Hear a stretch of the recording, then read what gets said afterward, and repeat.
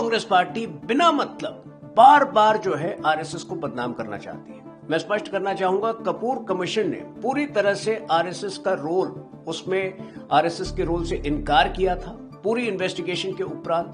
उसके बाद आरएसएस पर जो प्रतिबंध था वो हटाया गया था। 1962 में नेहरू ने विशेष तौर पर आरएसएस को आमंत्रित किया था रिपब्लिक डे परेड में शामिल होने के लिए, क्योंकि उससे पहले आरएसएस ने एक बड़ी भूमिका निभाई थी 1962 के युद्ध में। तो मुझे नहीं पता कि कांग्रेस पार्टी की क्या विवशता है, क्या मजबूरी है, लेकिन कांग्रेस पार्टी को सरदार पटेल की राह पर चल के देश निर्माण के लिए कार्य करना चाहिए। ये नहीं कि आरएसएस के खिलाफ बोले केवल इसलिए क्योंकि आरएसएस राष्ट्र को समर्पित है।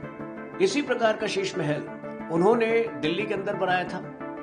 30 करोड़ से ऊपर जो है केवल रिनोवेशन में खर्च किए थे, और ये शीश महल जो उन्होंने दिल्ली में बनाया था वो एक प्रमुख कारण बना उनकी गिरावट का, उनकी डिक्लाइन का।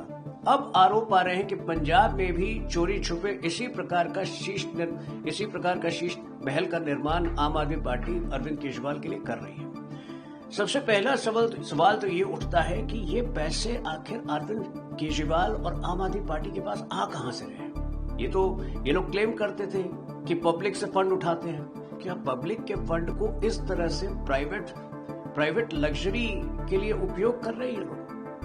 मेरे ख्याल से अरविंद केजरीवाल को आकर इस पर स्पष्टीकरण देना चाहिए, उन्हें अपना रुख स्पष्ट करना चाहिए, और जो आरोप लगाए हैं उन्हीं के पार्टी के फॉर्मर मेंबर और वर्तमान राज्यसभा सदस्य स्वाति मलिवाल, मेरे ख्याल से उस पर उनको क्लैरिफिकेशन देना चाहिए। देखिए, पिछले 3 महीनों में एसआईआर का विषय सुप्रीम कोर्ट में सुना गया, और कभी भी सुप्रीम कोर्ट ने कोई ऐसी रूलिंग पास नहीं की है जिसमें कि कहा है कि ये संवैधानिक तौर पर बाध्य नहीं है। कभी भी उसको रोकने की बात नहीं की गई। हाँ, सुप्रीम कोर्ट ने कुछ चेक्स एंड बैलेंसेस डाले, कुछ निर्देश दिए, और उसके बाद ये पूरा प्रक्रिया जो है बिहार में संपन्न हुआ। अब देश के अन्य 12 राज्यों में होने वाला है।